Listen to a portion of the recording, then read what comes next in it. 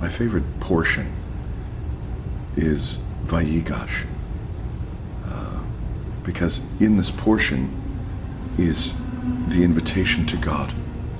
There's a conversation between Yehuda and Yosef, these two brothers, and hidden within that conversation there are many layers of concealment and revelation. I believe that that portion helped me in my work with dialogue, which has become my real work. You know, when people come to me for counseling, or I go out into the world and speak, I generally speak on the benefits of dialogue and how that can enhance relationships, both personal and professional. There's a term, I'm translating it in a non-traditional fashion. The term that's used is Bi Adoni, come through me, right? And although it's one brother speaking to the other, it's really spoken to God, in that it's an invitation to God. Kol hayom hi sichasi, all day long, I want to speak the words of God, but I want that to be my discourse, because when my speech is divine, it's restorative.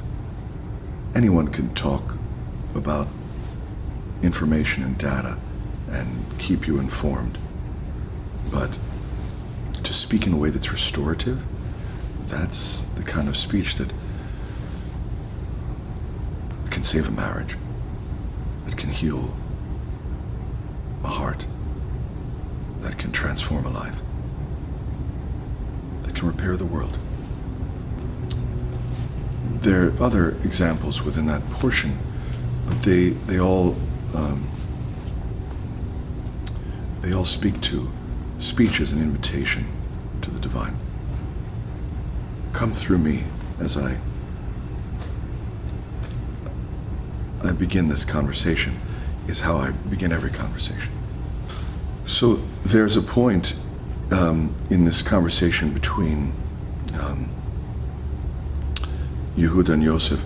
Yosef is the viceroy of Egypt at the time, and he's in a position where he can be helpful to Yehuda and his family. And Yehuda comes wanting and needing, and Yosef recognizes this is the very brother of the band of brothers that sold him into slavery and wanted to kill him, and were very jealous of him. So at first he's afraid, you know, and that fear then turns to friction, and that friction, it mirrors the friction of most confrontations, most dialogues, in that when there's miscommunication, when someone feels wronged, when someone feels betrayed, and they're just coming back to reconcile, there's apprehension, and there's fear, and there's tension, and that tension can be productive if there's real vulnerability and a common ground that's found. And the common ground here was the shared love that they had for their father. And the vulnerability happens when Yosef sends everyone out of the room except for him and Yehuda. And he says, Hotziu kol ish mi'alai. He says, everyone leave here. Now, ish is the term used for a malach, an angel, but also a thought. According to Rabbi Nachman of Breslov, the angel is the thought, right? We've learned this many times before. And so what he's saying is that entourage of thoughts that kept him locked in the previous narrative in how he used to relate or imagine his brothers. He says to these thoughts, go. And he begins to cry. And in that moment, he is free. And that's where the reconciliation begins.